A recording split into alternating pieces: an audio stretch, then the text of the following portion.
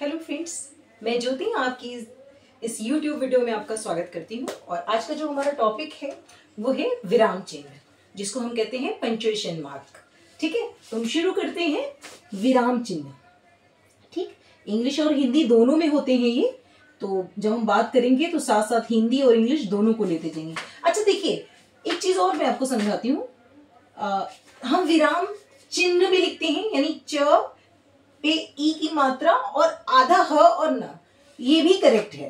ठीक है, और एक हम लिखते हैं चिन्ह, ये भी करेक्ट है। एक तत्सम रूप है, ठीक है, एक तत्सम रूप है और एक तद्भव रूप है। ठीक है, जब किसी वाक्य कोई शब्द जो होता है वो क्या होता है, तत्सम से तद्भव, यानी थोड़ा सा बदलाव आ जाता है उसमें बोलचाल की भाषा में, तो वो तद्भव रूप ले लेता है।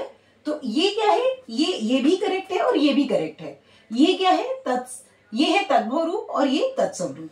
ठीक है, तो दोनों सही है, विराम चिन्ह या फिर चिन्ह। ठीक है, चलिए, ये ची आधा ह और न है, ये ची आधा न और ह है। ठीक है, दोनों में ह और न में फर्क है। ठीक, इसको हम बोलते हैं इंग्लिश में पंक्चुएशन मार्क। अब देखिए, ये विराम चिन्ह, इसका मतलब क्या होता है, तो इनका शाब्दिक मतलब है, विराम का मतलब होता है रुकना, ठहरना, है ना। विराम का क्या मतलब है, अगर हम शाब्दिक अर्थ की बात करें तो इसका शाब्दिक अर्थ जो निकलेगा वो होगा, शाब्दिक अर्थ है विराम का मतलब क्या हो जाएगा, रुकना। ठीक, तो रुकना या फिर ठहरना, ये इसका अर्थ होता है।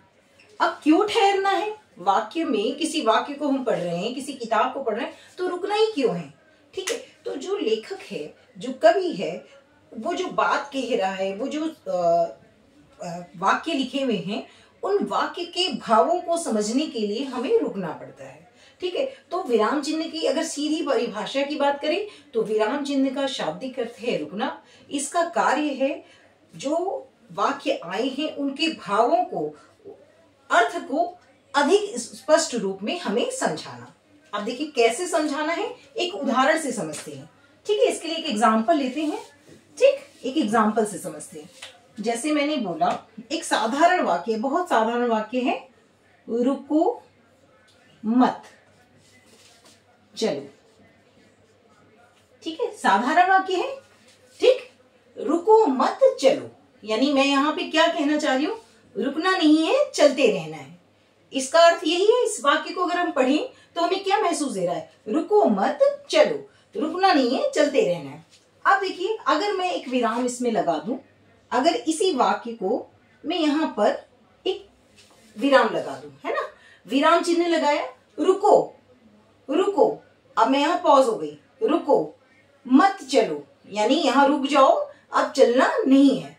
ठीक है, तो अब ये वाक्य बदल गया, इसका भाव बदल गया। अभी मैं क्या कह रही थी, रुको मत चलो, रुकना नहीं है, चलो। ठीक है, तो अब उसका जस्ट अपोजिट हो गया, रुको मत चलो। ठीक, तो एक वाक्य ये बदल गया। अब अगर इसको हटा दूं मैं, ठीक है, और इसको उठा के मैं यहां लगा दूं, ठीक है, तब भी वाक्य का अर्थ बदल जाएगा। देखिए, रुको मत चलो, रुकना नहीं है, चलते चलो, रुकना नहीं है, चलते चलो, रुको मत चलो। ठीक है, तो विराम चिन्ह का काम है कि वाक्य के भाव को, वाक्य के अर्थ को अच्छे से हमारे सामने प्रस्तुत करना। ठीक है, हमें एकदम ठीक सेंटेंस का जो अर्थ है वो समझ में आ जाए, किसी वाक्य का बिल्कुल सही अर्थ हमारे तक पहुंच पाए, यही विराम चिन्ह का मेन काम है। ठीक है, वाक्य, और ये लिखित और मौखिक दोनों रूप में है। अगर हम बोल रहे हैं तब भी, अब देखिए बोलने के भाव से आपको समझ आएगा। रुको मत चलो, यानी मैंने पूरा फ्रीक्वेंसी में बोला, रुको मत चलो, यानी रुकना नहीं है, चलते रहना है, रुको मत चलो। ठीक है, तो वाक्य का जो भाव है वो बदल गया, रुको, अभी रुकना है, यानी मैंने पॉज ले लिया, रुको मत चलो, तो वाक्य बदल गया ना। इस तरह से जो विराम चिन्ह है उनका काम है कि वाक्य के अर्थ को अधिक स्पष्ट रूप से हमें समझा देना, उसका जो अर्थ है वो ठीक ठीक हम तक पहुंच पाए। ठीक, तो पंक्चुएशन मार्क। अब हम देखते हैं हिंदी भाषा में बहुत सारे पंक्चुएशन होते हैं, ठीक, बहुत सारे पंक्चुएशन मार्क होते हैं। और जब आप प्रूफ रीडिंग का काम करते हैं तो ये बहुत इंपॉर्टेंट होता है, ये वाला जो चैप्टर है बहुत इंपॉर्टेंट होता है। प्रूफ रीडिंग में अधिकतर बहुत सारे प्रश्न होते हैं जो इससे आते हैं, ठीक है। तो अभी हम क्या करेंगे कि इसमें बहुत सारे हैं, कुछ को आज मैं बताऊंगी और कुछ नेक्स्ट वीडियो में। चलिए, अगर वीडियो अच्छा लगे तो लाइक, सब्सक्राइब और शेयर करना ना भूलें। ये देखिए, अब हम पहले देखते हैं, सबसे पहले देखते हैं कौन सा एक होता है पूर्ण विराम, ठीक है। पूर्ण विराम, पहला जो हमारा पंक्चुएशन मार्क है वो है पूर्ण विराम, जिसको हम क्या कहते हैं, इंग्लिश में हम इसको कहते हैं, पहले इसका साइन देख लेते हैं। इसका साइन हिंदी में होता है ऐसे, ठीक है। हिंदी में इसका साइन होता है, जिसको आप एक खड़ा डंडा कह सकते हैं, खड़ी पाई कह सकते हैं, तो जो जिसको जो कन्वीनियंट है वो कह सकते हैं। पूर्ण विराम में हम कैसे करते हैं, एक खड़ा डंडा लगाते हैं और इसको इंग्लिश में बोलते हैं फुल स्टॉप, ठीक है। सेंटेंस अगर खत्म हो जाता है, कंप्लीट हो जाता है, तो हम फुल स्टॉप लगाते हैं। He is working hard, full stop, ठीक है, तो हम फुल स्टॉप लगा देते हैं। तो इंग्लिश में हम इसमें फुल स्टॉप लगाते हैं, ठीक है। और हिंदी में हम जब हम देवनागरी में लिख रहे होते हैं तो हम हमेशा ऐसे लगाते हैं, जैसे वह घर जा रहा है, वाक्य कंप्लीट हो गया, हमने फुल स्टॉप लगा दिया, ठीक है। हमने फुल स्टॉप लगा दिया तो ये क्या हो गया, वाक्य कंप्लीट हो गया। वह घर जा रहा है, ठीक है, कंप्लीट। राधा बाजार से आ गई, ठीक है, फुल स्टॉप, वाक्य कंप्लीट हो गया, हमने फुल स्टॉप लगा दिया, ठीक है, जिसको हम बोलते हैं पूर्ण विराम। हिंदी में इसको पूर्ण विराम कहते हैं और ये सबसे प्राचीन जो पंक्चुएशन मार्क है, ठीक है, सबसे पुराना, हिंदी में सबसे पुराना जो पूर्ण विराम का चिन्ह है ये है, ठीक है। सबसे पुराना अगर कोई चिन्ह है, जो विराम चिन्ह है, वो कौन है, पूर्ण विराम, ठीक। अब आगे देखते हैं और वो समझते हैं, ठीक। तो एक है पूर्ण विराम, इसके बाद हम देखेंगे दूसरा क्या है। बहुत सारे हैं, लगभग 20 के आसपास हैं, तो मैं कोशिश करूंगी कुछ आज कवर कर दूं आज की वीडियो में और कुछ आगे की वीडियो में, ठीक। दूसरा होता है, सेकंड है अल्प विराम, ठीक है, अल्प विराम, ठीक। इसका मार्क पहले समझिए कैसे होता है, इसका चिन्ह कैसे लगाते हैं। इसका जो पंक्चुएशन मार्क है अल्प विराम, इसको ऐसे लगाते हैं, यानी कि कॉमा, ठीक है। कैसे लगाते हैं, कॉमा, इसको इंग्लिश में हम कहते हैं कॉमा, ठीक, इंग्लिश में कॉमा बोलते हैं। और इसको लगाते कैसे हैं, ऐसे, ब्रैकेट में मैंने लिख दिया है, लेकिन इसको ऐसे बनाते हैं, इसका जो मार्क है, ठीक, यानी एक डॉट होता है और उसकी टेल निकालते हैं, ठीक। तो अल्प विराम, इसमें देखिए क्या होता है कि किसी वाक्य में जब हमें थोड़ा सा पॉज लेना होता है, हल्का पॉज लेना है, थोड़ा ठहराव चाहिए, ठीक, तो वहां पर हम क्या लगाते हैं, अल्प विराम लगाते हैं। सारा समय का खेल है कि हमें कितना पॉज कहां पर लेना है, कहां पर हमें कितना रुकना है, किसी वाक्य को पढ़ते समय कितना हमें रुकना है, वो हमें ये बताता है। तो अल्प विराम, थोड़ा सा विराम चाहिए। जैसे अभी मैंने एक आपको वाक्य बताया, रुको मत चलो, तो रुको मत चलो। अब इसमें मैंने क्या किया, मैंने यहां पे लगा दिया रुको मत चलो, ठीक है, मैंने हल्का सा पॉज दिया, रुको मत चलो। अगर मैं कंटिन्यू बोल दूं उसको एकदम फ्रीक्वेंटली, रुको मत चलो, तो लगातार यानी कि चलते रहना है। अभी मैंने यहाँ पे क्या किया, रुको मत चलो, जब हमें थोड़ा पॉज लेना होता है, थोड़ा सा ठहराव चाहिए किसी वाक्य में, तो हम क्या लगाते हैं, इसका प्रयोग करते हैं, कॉमा का। इंग्लिश में हम इसको कॉमा बोलते हैं, ठीक। ये होता है अल्प विराम। बहुत सारे हैं, मैं थोड़ा जल्दी जल्दी आपको करवाती हूं। थर्ड देखिए,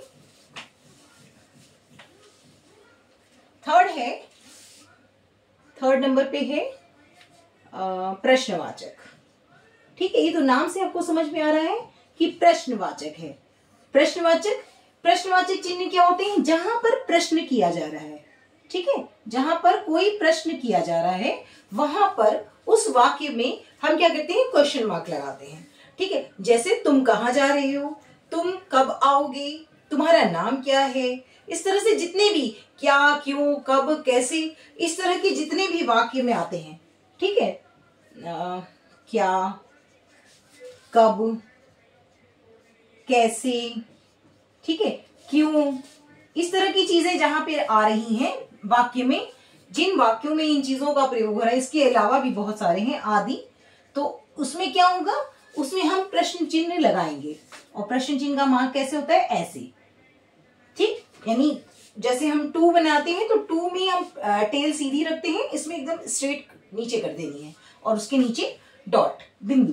ठीक है, इसको इंग्लिश में कहते हैं क्वेश्चन मार्क। ठीक है, क्वेश्चन मार्क। ठीक, तो इंग्लिश में, हिंदी में इसको हम बोलते हैं, देवनागरी में हम बोलते हैं प्रश्नवाचक चिन्ह, इंग्लिश में ये होता है क्वेश्चन मार्क। जैसे तुम, इसका एक उदाहरण देख लो, तुम कब आओगे, आओगे। ठीक है, तो अब हमने लगाया, ये हमने क्वेश्चन मार्क लगा दिया। ठीक है, तुम्हारा नाम क्या है, तुम्हारा नाम क्या है। ठीक, तो यहां पर क्या गया, जनरली इस तरह के वाक्य, जो इस तरह के जो शब्द होते हैं, क्या, कब, कैसे, क्यों, कौन, ठीक है, तुम कौन हो, तो ये सारे में क्या होता है, प्रश्न बनाते हैं। यहां पर वाक्य के अंत में क्या लगेगा, क्वेश्चन मार्क लगेगा। ठीक, आप आगे देखते हैं, तो हमने आज 3 पढ़ ली, कौन कौन से, पूर्ण विराम, अल्प विराम और प्रश्नवाचक चिन्ह। आगे देखते हैं, आप थोड़ा सा ध्यान देंगे, बहुत इजी है और इम्पोर्टेंट भी है। ये प्रूफ रीडिंग में बहुत पूछा जाता है। ठीक है, जब आप प्रूफ रीडिंग करते हैं ना, तो इस तरह की चीजें बहुत आती हैं, इससे आपको प्रूफ रीडिंग में भी आसानी होगी कि आपको वाक्य में कहां पर कौन सा मार्क लगाना है। ठीक, आप देखिए 4 नंबर है, तो अभी प्रश्नवाचक हमने पढ़ लिया, अब हम पढ़ेंगे विस्मयादि बोधक। हिंदी में बोलते हैं विस्मयादि बोधक। ठीक है, विस्मय का मतलब होता है एकदम आश्चर्य में हो जाना। अब वो आश्चर्य कैसा भी हो सकता है, दुख के कारण भी हो सकता है, खुशी के कारण भी हो सकता है, यानी मन के जो भाव है, हमारा गुस्से का भाव है, घृणा का भाव है, ठीक है, या सैड हैं आप, मतलब दुखी हैं, खुश हैं, तो जो फीलिंग्स हैं, हमारी जो फीलिंग्स है ना, उनको विस्मयादि बोधक में प्रकट करते हैं।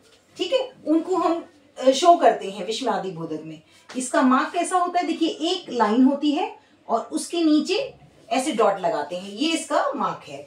ठीक, इंग्लिश में इसको एक्सक्लेमेटरी मार्क बोलते हैं या एक्सक्लेमेशन भी बोलते हैं, एक्सक्लेमेटरी मार्क। ठीक है, इंग्लिश में और हिंदी में। अच्छा देखिए, सिर्फ एक जो है पूर्ण विराम, वो हिंदी और इंग्लिश में अलग अलग है, बाकी सारे सेम है। जो मार्क है ना, जो मार्क है वो बिल्कुल सेम है।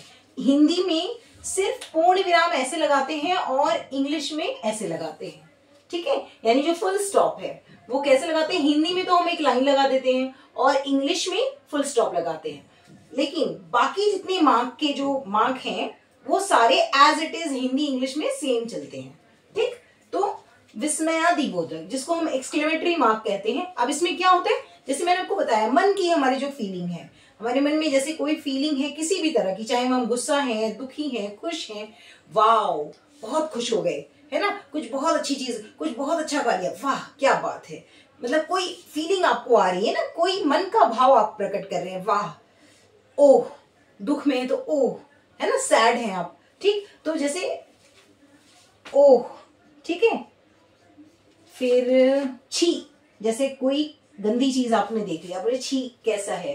ठीक है, इसके अलावा हे भगवान, हे ईश्वर, हे प्रभु, इस तरह के अगर वाक्य आते हैं तो भी हम क्या लगाते हैं, एक्सक्लेमेटरी मार्क लगाते हैं। ठीक है, हे भगवान। इसके अलावा आप कह सकते हैं, और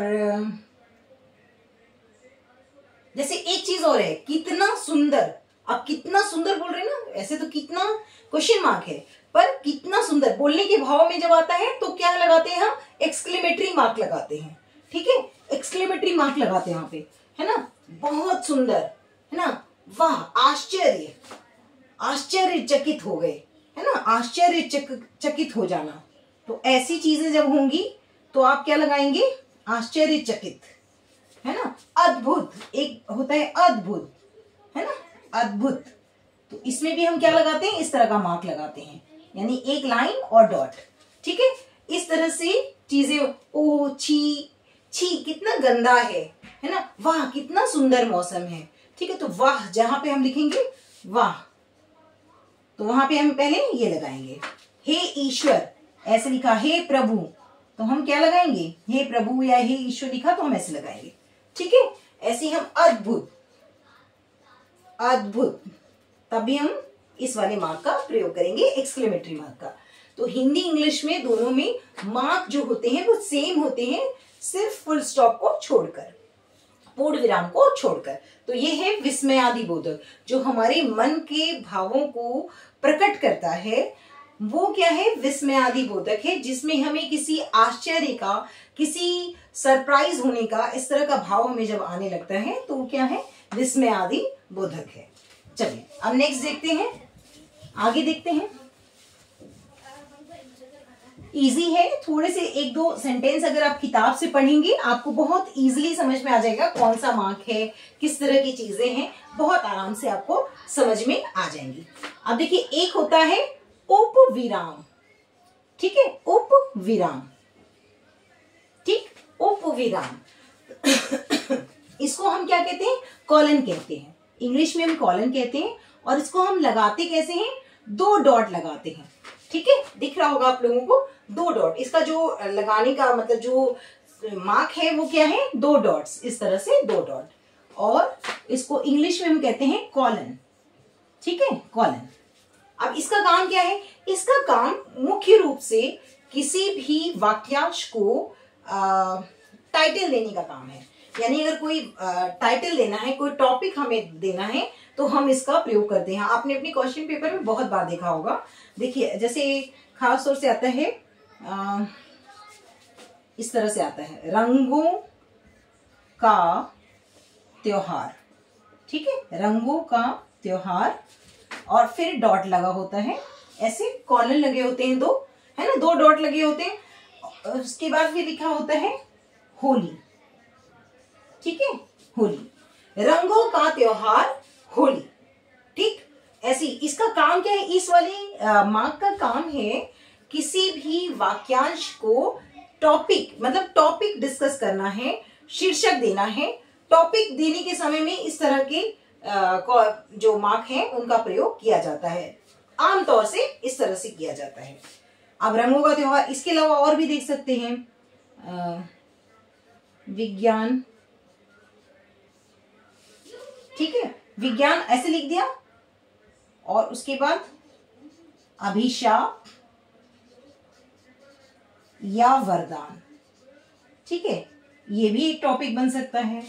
एक और ऐसी और मतलब बहुत सारे हैं, मैं तो कुछ एग्जांपल बता रही हूँ। राष्ट्रीय पक्षी,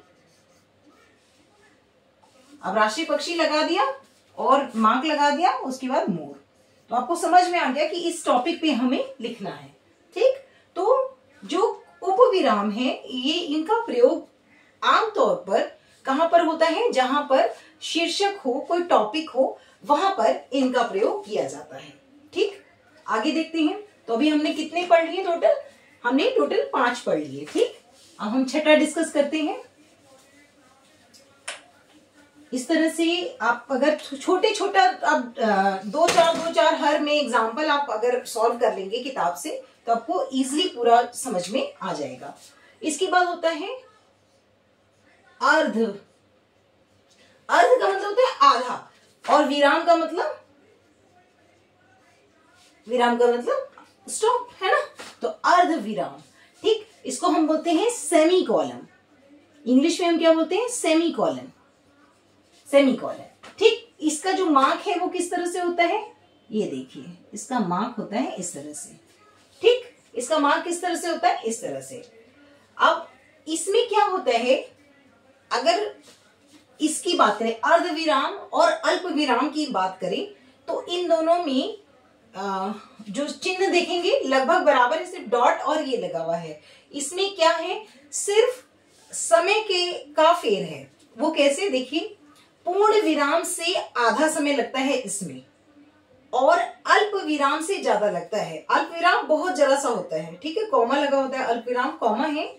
और अर्ध विराम में पूर्ण विराम से जस्ट आधा समय हम लेते हैं। जैसे वह आ गया है, अब हम पूरा है खत्म, ठीक है।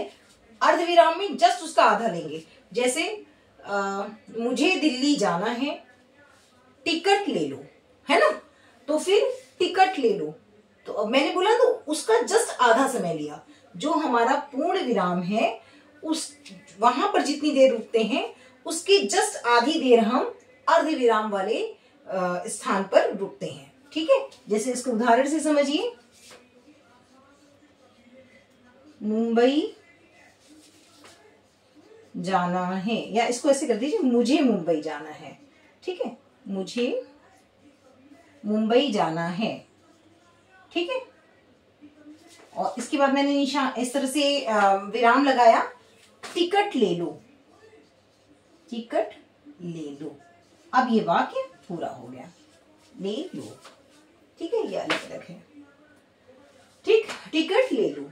तो यहां पर हम क्या करेंगे, यानी यहां पे इस पूर्ण विराम से जस्ट आधा समय लगता है। पढ़ के देखिए, मुझे मुंबई जाना है, टिकट ले लो, ठीक है। बारिश हो रही है, अगर हम ऐसे इसको कर दें, बारिश हो रही है, फुल स्टॉप कर दें।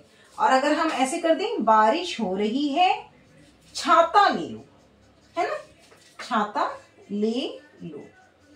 देखिए अब ये पूरा हुआ। तो हमने यहां पर देखिए, जब मैंने बोला बारिश हो रही है तो फुल स्टॉप ले लिया, लेकिन जब मैंने इस वाक्य को जोड़ा, कैसे किया, बारिश हो रही है, छाता ले लो, तो वहां पे थोड़ा और कितना स्टॉप लिया, कितना विराम लिया, इस फुल स्टॉप का आधा समय लिया, ठीक है। बारिश हो रही है, छाता ले लो, ठीक। तो ये सब बोलने के तरीके के ऊपर भी डिपेंड करता है कि आप वहां पर उसको समझ पाए कि कौन सा चिन्ह आएगा, ठीक। चलिए अब और देखते हैं।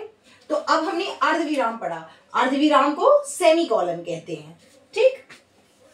इंग्लिश में हम सेमीकोलन करते हैं। मार्क सबके सेम रहते हैं सिवाय फुल स्टॉप के, है ना। जो पूर्ण विराम है उसको ही सिर्फ डॉट में व्यक्त करते हैं इंग्लिश में, यानी हम जो रोमन में लिखते हैं। बाकी सब जो देवनागरी में हम लिखते हैं, जितने भी पंक्चुएशन मार्क हैं एज इट इज रहते हैं, जैसे इंग्लिश में है वैसे ही हिंदी में रहते हैं, ठीक है। तो अभी हमने वो पढ़ लिया। अब हम इसके बाद देखेंगे योजक चिन्ह। एक है योजक चिन्ह, योजक चिन्ह, ठीक है, योजक चिन्ह। तो योजक चिन्ह क्या होते हैं, योजक चिन्ह होते हैं डैश। इसका देखिए इस तरह से मार्क होता है, डैश की तरह, जिसको आप डैश बोलते हैं, और इंग्लिश में हम इसको बोलते हैं हाइफन, ठीक है, हाइफन। इंग्लिश में हम बोलते हैं योजक चिन्ह को जब एक का संबंध दूसरे से बताने के लिए किया जाता है, वहां पर इसका प्रयोग होता है। हाइफन का प्रयोग कहां पे होता है, एक का संबंध दूसरे से बताया जाता है। जैसे माता पिता, यानी माता का किससे संबंध बताया जा रहा है, पिता से। भाई बहन, मामा मामी, चाचा चाची, दादा दादी, इस तरह से बहुत से सारे हैं। सुख दुख, दिन रात, है ना, इस तरह से बहुत सारे हैं। दिन रात, तो दिन का संबंध किससे बताया जा रहा है, रात से, यानी दिन है तो रात भी है ना। और इसके अलावा है सुख दुख, है ना, सुख दुख। और इसके अलावा सेम वर्ड में भी किया जाता है, जैसे मीठा मीठा, धीरे धीरे, इसमें भी हम हाइफन का प्रयोग करते हैं। मेन रूप से कहां पर हम इसका प्रयोग कर रहे हैं, जहां पर एक का संबंध दूसरे से बताया जा रहा है। एक का संबंध, वाक्य में जहां एक का संबंध दूसरे से बताया जाता है, वहां पर योजक चिन्ह या हाइफन का प्रयोग किया जाता है। इसमें क्या होता है, देखिए डैश जैसा हम लगाते हैं ना, माता पिता, है ना, भाई बहन, है ना, पति पत्नी, इस तरह से बताते हैं, राजा रानी, तो डैश लगा कर प्रयोग करते हैं, तो उसको क्या हम बोलते हैं, डैश बोलते हैं, लेकिन वो होता क्या है, हाइफन, है ना, हाइफन, योजक चिन्ह। हिंदी में उसको बोलेंगे योजक चिन्ह, इंग्लिश में हाइफन, ठीक। तो ये है योजक चिन्ह।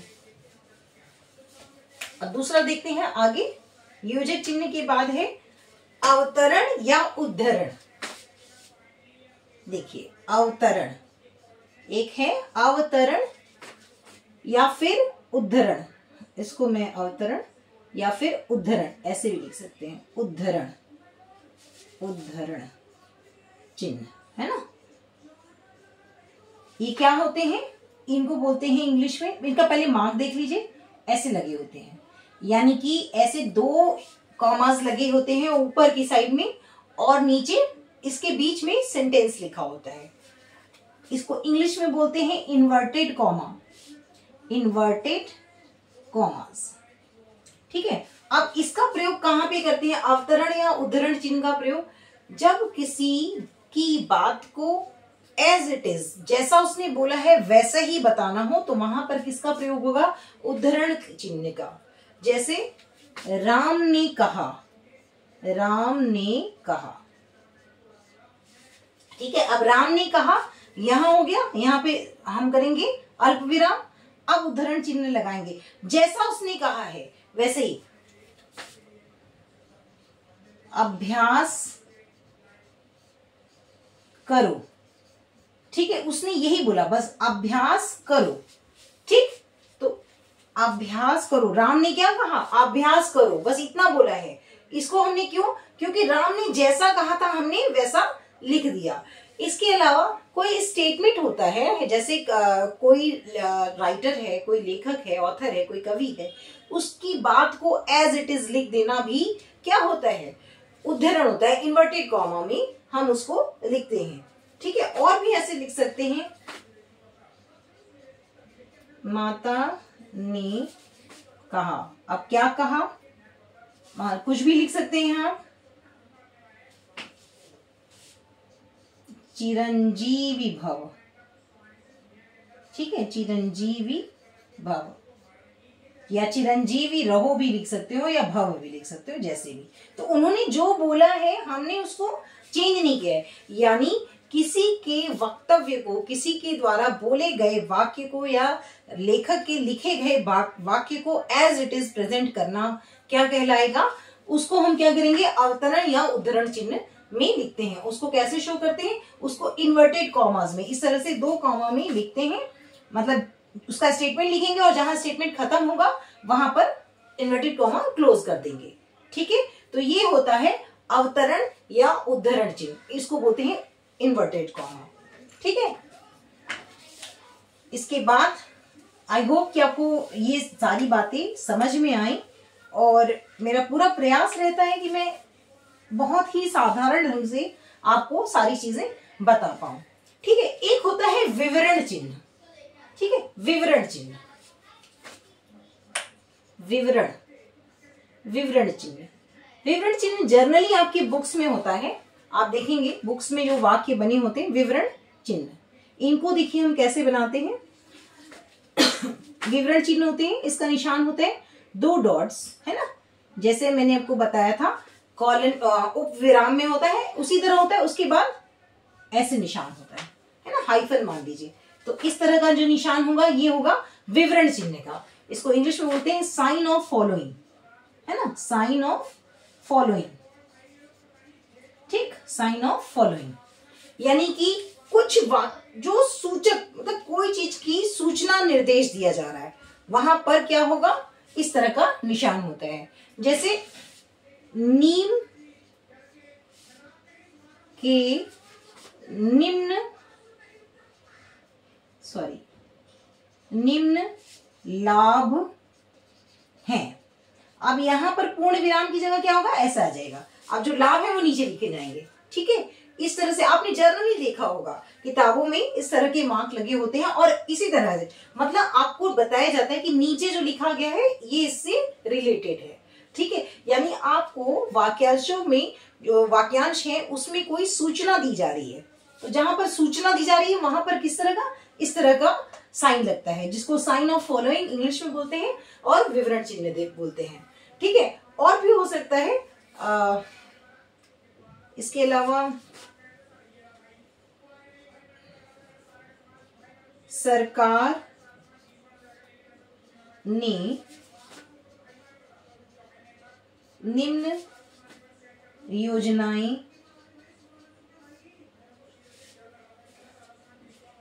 प्रस्तावित की हैं, प्रस्तावित की हैं।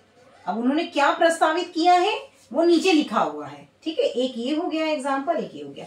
तो मतलब वो बताते हैं कि नीचे लिखी हुई जो चीजें हैं वो इस तरह की हैं, तो वहां पे साइन इस तरह का आएगा, ठीक है। साइन देख लीजिए, 2 डॉट्स, उसके बाद हाइफन डैश जैसा निशान होता है, ये होता है साइन ऑफ फॉलोइंग, ठीक। किताबों में जनरली जब आप देखेंगे, ठीक, तो इस तरह की चीजें आप पाएंगे। आप जब 2, 4, 5 एग्जाम्पल आप किताब में सॉल्व करेंगे, जब पढ़कर, वीडियो को देखिए, किताब को जब आप पढ़ेंगे और 2, 4 एग्जाम्पल जब आप सॉल्व करेंगे तो आप पाएंगे कि आप एकदम आसानी से बहुत अच्छे से कर पा रहे हैं, ठीक है। पूरा प्रयास ये रहता है, आप पूरा वीडियो देखिए, आप किसी का जिसका भी देखते हैं, मैं ये नहीं कभी कहती कि आप मेरा ही देखिए, जिसका भी कंटेंट आप देख रहे हैं पूरा देखिए, पूरा समझिए, और उसके बाद किताब को पढ़िए, और उससे रिलेटेड जो प्रश्न है, जो भी कंटेंट आपने समझा है, उससे रिलेटेड चीजों को पढ़ेंगे तो आपको इजीली समझ में आ जाएगा।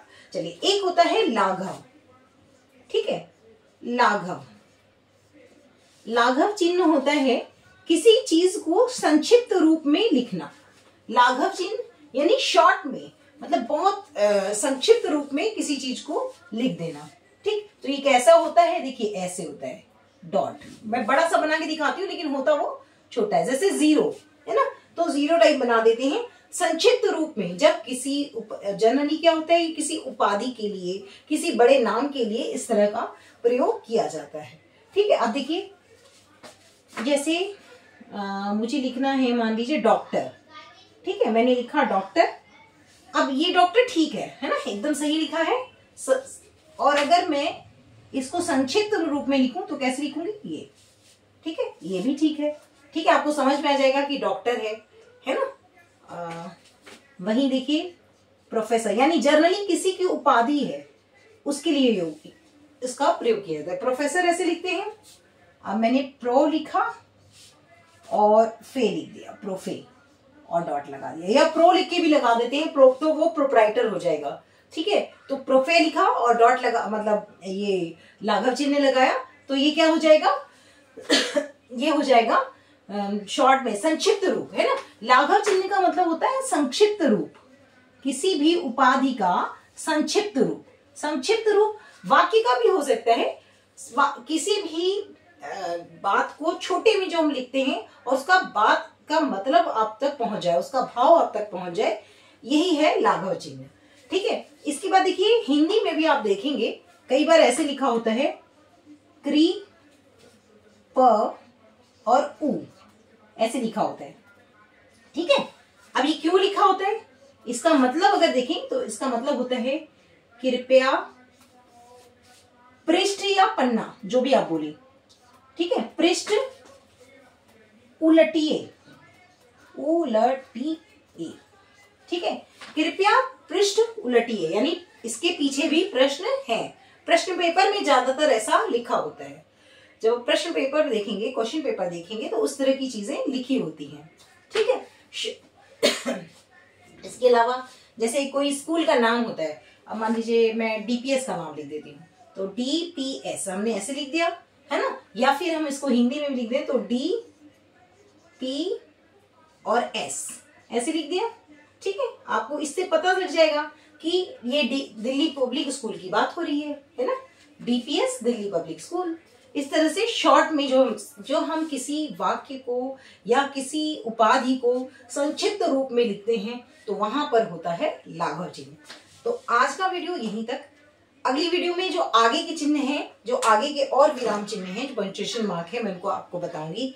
आज हमने टोटल 10 पढ़े, जिसमें है पूर्ण विराम फुल स्टॉप, दूसरा है अल्प विराम कॉमा, फिर है प्रश्नवाचक क्वेश्चन मार्क, फिर विस्मयादि बोधक यानी एक्सक्लेमेटरी मार्क, और उपविराम जिसको कॉलन कहते हैं, फिर सेमी कॉलन यानी कि अर्धविराम, योजक चिन्ह यानी हाइफन, ठीक। तो इस तरह करके हम धीरे धीरे धीरे धीरे हमने पूरे कितने इन्वर्टेड कॉमा हमने पढ़ा, एक उद्धरण या अवतरण और लाघव, इस तरह से हमने करके टोटल 10 चिन्हों के बारे में इस वीडियो के माध्यम से चर्चा कर ली है।